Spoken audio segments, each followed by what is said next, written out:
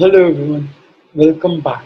Today, I Shivansh Wilson, co-founder at Law Community, is here with Smarika Azad.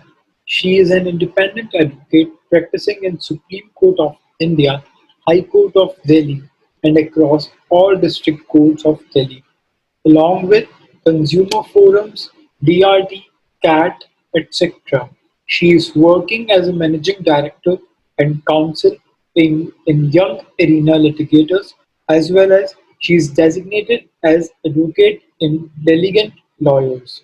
She is also an intellectual property rights expert, consulting clients for trademark patents and copyrights and representing clients in courts. Her field of practice spans from civil and criminal to IPR, commercial litigation, conveyancing, land searches, due diligence of property, etc. She is also director at Legis Edu Center, and we are here to know more about her journey and learn from her. So my first question is, you were in the ADJ panel at DSLSA. How was your professional experience in that? Basically, I would tell you one thing that when I won that panel, I was very startled because I was not up for that panel. I was there for a civil court panel and which was district level panel, and that ADJ panel actually is given to the people who are having experience of at least 7 years in the practice. But when I won that panel, I was just had 3 years practice. And when I entered the room with full of judges, and when they started interviewing me, and they asked certain basic questions of civil procedure code, along with a lot of other things. At that point of time, I can see that then district judge that time when she was there as chief district judge. So she had a nice smile on her face, and I knew somewhere she is impressed with the things that I have put before her. And when the result came out, when the list was out, I was started to know that I have given ADJ panel. Even my seniors I have had while these time, they were also like very much this thing that this is a totally different thing that you are getting that this kind of panel at this early stage. Could you share your experience with young arena litigators? How is your litigation? Young Arena Litigator is my brainchild. It was founded with this kind of thing that when a first generation lawyer comes up for practice, he or she faces a lot of problems because there are a lot of things that go around in our profession, and we do not want to just go into that kind of thing, but there is this difficulty that is faced by all the first generation lawyers, and Young Arena was found with that kind of um uh, like it had that kind of advantage over us because when I started it with one partner, but now, right now, like after 3 years of having this firm, I am alone and I am having proprietorship in this firm. But when we started, we were two people, and it was brainchild of ours, and we wanted to help all the first generation lawyers who have never been in this field, and they just wanted a platform to go forward with something and which is in the practice. And this is how it started, and today itself we have 20 people on board, all our first generation lawyers, or like we have interns, we have first year practicing lawyer, and these people are just as when they entered in this practice, they were just as much as clueless that once I was when I entered in this practice of my own of independent practicing. So that was the thing, and the experience is wonderful because people have accepted us and our firm in very generous way, and we have had a wonderful things in courts also and with the clients also. What led you to start Legis Edu Center for coaching? Okay, so this is something. This is also comes from a very unique idea of giving affordable education to the people who cannot afford it, because when you go to the big names in judiciary classes or UPSC classes, they charge you hefty amounts, and that amount is much more than, like, it goes back from like 1.5 to 2.5 lakhs, and it's hefty because you just want to prepare for a competition, and you can get that in very affordable prices. And this is what made me found this, that Legis Edu Center. In this, we have kept our prices very affordable with good teachers. There are people, the faculty is from Delhi University, and retired judges and retired UPSC, like IS officers and IPS officers, who are in my contact and in the contact of my partner. We started it just to give it, with like with a vision to give affordable uh, education and affordable knowledge, which can actually make you go through the competitions. And this is what we expect from the people who get through the competition. If the person who's getting uh, selected from our judiciary classes, we would want in next yesteryears, when the more things are coming, then at that point of time, he or she also step up for free education, and education which is affordable. So Legis Edu Center is having that kind of perspective. What led you to take up so many diverse fields in your legal profession, and how do you manage and maintain a balance between all of them? This is just because of my team, with support of my parents, and people who are around me have been wonderful, be it my juniors, my interns, my seniors, and the people who I'm associated with. These people have been very, very generous towards me because they know that I am having so much on my plate and I have to go through a lot of things every day, because I am managing Young Arena at one hand, and on other hand I have Legis Edu Center to go about it. And this entire, the both of my firms which I am having in my hand, they both are working for the individuals who have never got any platform. So we, because there was a time when I used to hunt for mentors. That is why I can connect with the people who are clueless in certain ways. So I just wanted that because I am having that kind of resource now, then so I should give that much of thing to other people also, because there's this saying that if you spread it, it will create your own community. So that's why I wanted that people who come up, like the people who were back in 2009, they were in my batch. Now the people know that I am doing certain things. So there are a lot of people who want to get connected to me because they are also having that kind of problem when they came into this profession. So that's there,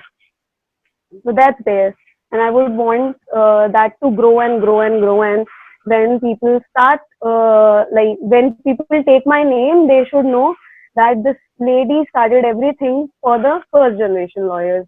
I want that to grow like that way. Like, people just talk about nepotism and all in a lot of other diverse fields, but we never talk about that in our field.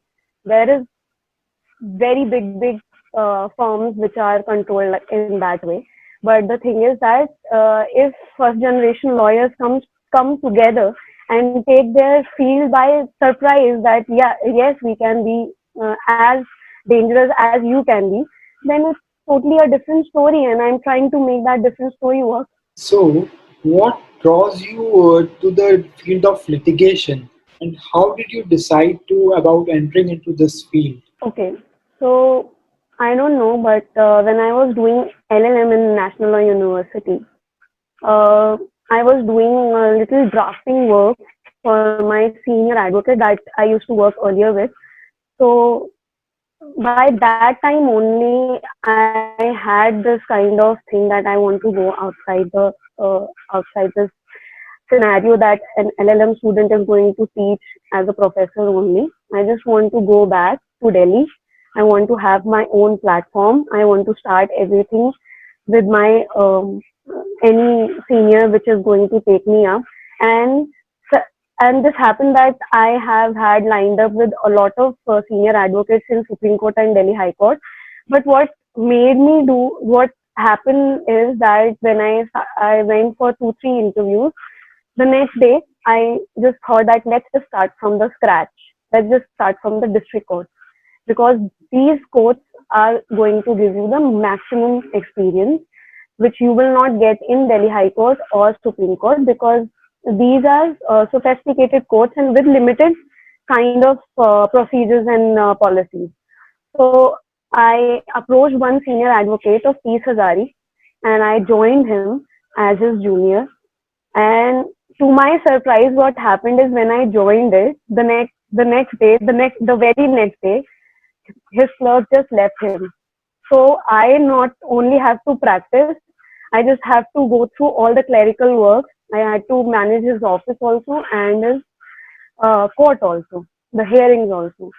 So it was a 3 to 4 months experience, and that experience just made me learn a lot of things. I knew a lot of people ask me that why don't you start from Supreme Court? You had so much of connections in Supreme Court. You would have started from there. I said that whatever I'm today is because that I've worked my nail to toe in district court, because I know every kind of procedure which is followed in criminal courts, civil courts, IPR courts, tax courts, and even in CAT courts. I know every procedure which is done because that person used to deal in diversified fields. So that gave me also an opportunity to deal in diversified fields. And after 5 months, I just had this in my mind that I should start independent and let's see where it takes me. Obviously, I had this thing in my mind that always have this thing to go for competition exams and take a job with government. But I decided to stick to practice for 6 months, and after that it started kicking in, and it just became my passion. After I started having criminal cases, bail matters, and everything, it just took me out with love of law. I was very grateful for the accused to have been into these kind of mess to take me out of, so that I could take them out of there. So I just found love in the thoughts, in the arguments, and the things I used to put before the judge. How is being an independent advocate different from being associated with various law firms? Like when you start independently, you are not getting that much of clients and everything.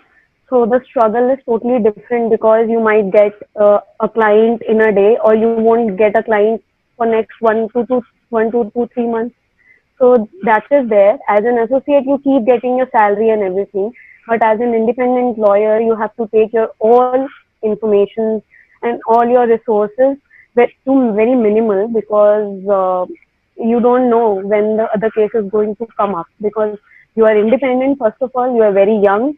People won't take you as a lawyer until you just show them, you just show your magic to them. Yes, I am also a magician, and I am going to take you out of that problem that you have created. So that is there when an independent person, especially a woman, starts. So this is a problem that a lot of people don't believe in female power. They are like man will handle it very nicely than a woman, and especially when a woman is trying to kick some things in criminal field, then people take you as like, ma'am, can you be able to take me out of the jail? These questions will come in front of you, and you have to just go by, yes, I can. Just trust me that I will take you out of the jail.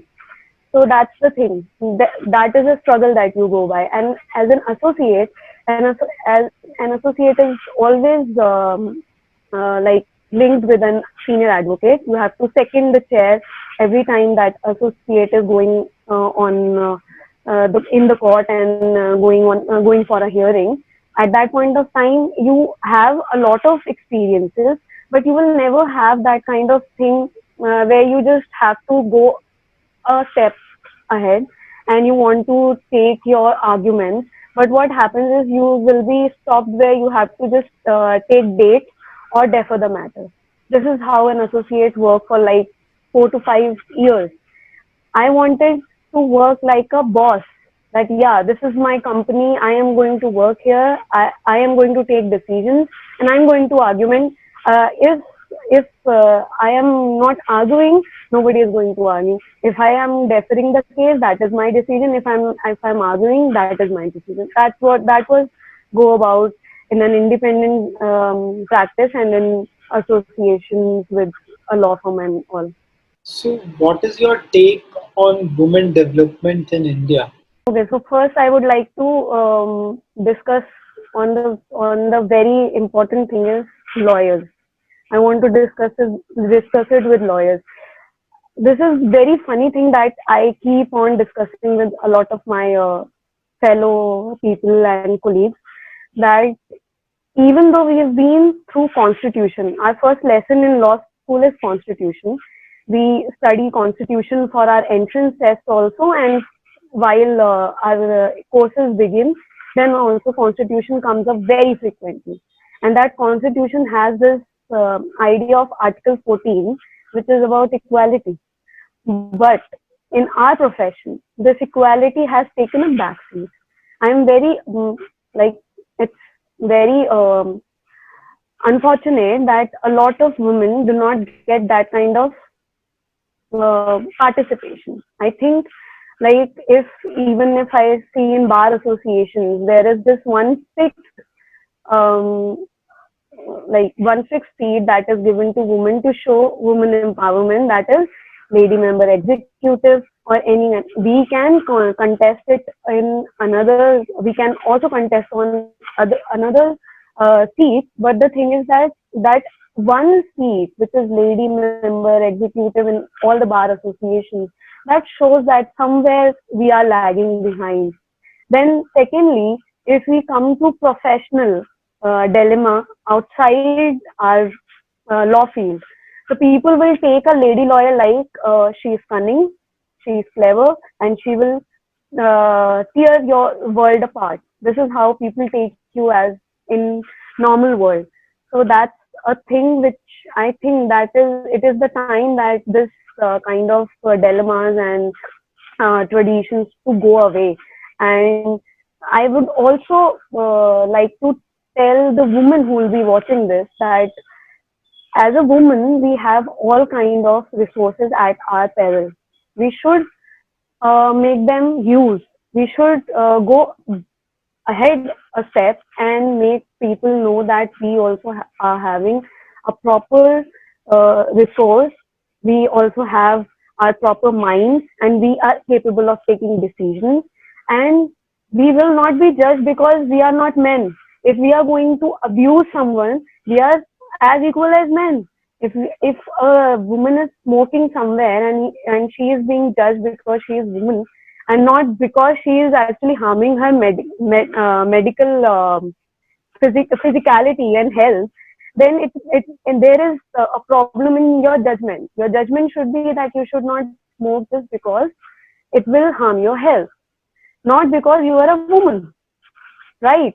So I want that women also understand this. Women should understand it, and they should step up their game. They should know that being behind the pictures and being behind a man will not gain their name. There are a lot of names which are very good, like Supreme Court Judge Mrs. Indu Malhotra. Yeah, so if I talk about senior advocates, these all are certain things that these women have done in this scenario. But the thing is that I still feel that we have to step up the game because our equality is being somewhere shaked somehow. But the thing is that if if we are going to do something great and something good, then people are going to acknowledge us beyond our gender. That's what I think. So, in an ocean of opportunities today, how should one make choice to decide which is the best for himself or herself? I think first thing which decides this is your interest. Your interest decides a lot of things for you. If the courtroom drama interests you, you can be on both sides. That drama can be seen from both the sides. You can be a lawyer to see that drama and be in it, or you can be a judge and be a silent spectator until your the decisions come.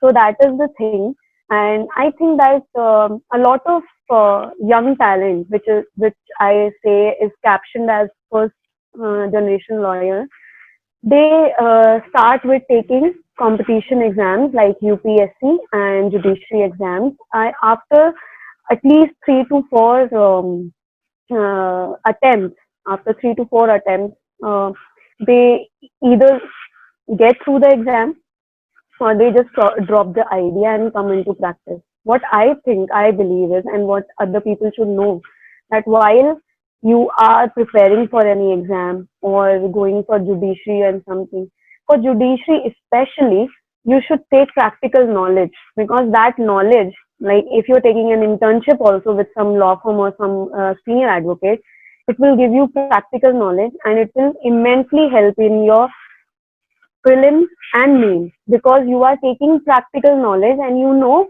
that what happens in a court. So when you go for writing your exam, you have a lot of things in your mind. You are not just going as per your books. You are also going as per your practice that you have done in the court.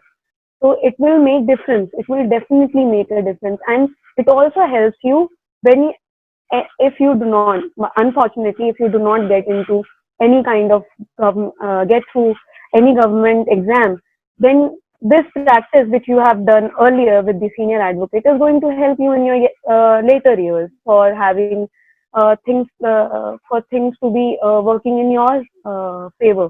Like if you want to start with practice after 5 years of uh, trying into examinations, then you can actually, because you were partly you were practicing, so it won't be a very new thing to do, and it won't make you it won't shake your confidence after uh, already you've been not able to crack any exam. So it's good that if you try to be like, even if you were trying to be in the court for 3 hours just for the hearings, if you are there, you will know that what how things go about. And that's what I always tell people, that you should always intern with senior advocates and try to practice with people to know that how things roll in the court and how things are taken care of. This is what I think. So, what would be your parting message to the first generation law students or those professionals who have just started their career? My message will be that believe in yourself, first of all, because if you are not confident enough about yourself, you won't able to make people understand that what you are standing up for and what you believe in. If you will be like, if I am telling my client that I will take you out of the court, and I at the same point of time I am not just believing in my own words, then he will just walk out of your office without giving you any penny. First thing.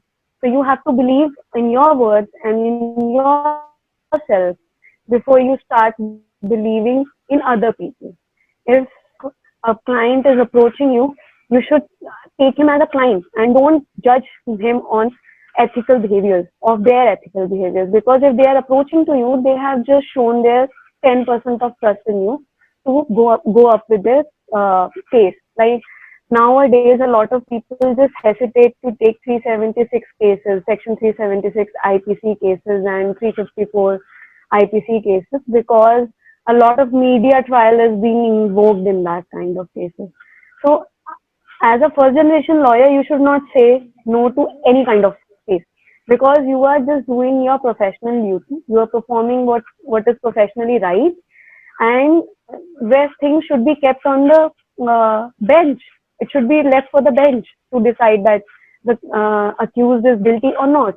Let's just not be judges at the very starting point when we get the FIR. Just let we leave this to that and just start believing in ourselves and take the profession ahead. And the moment you start believing in yourself, you'll see the differences. You'll see that you can actually do a lot of things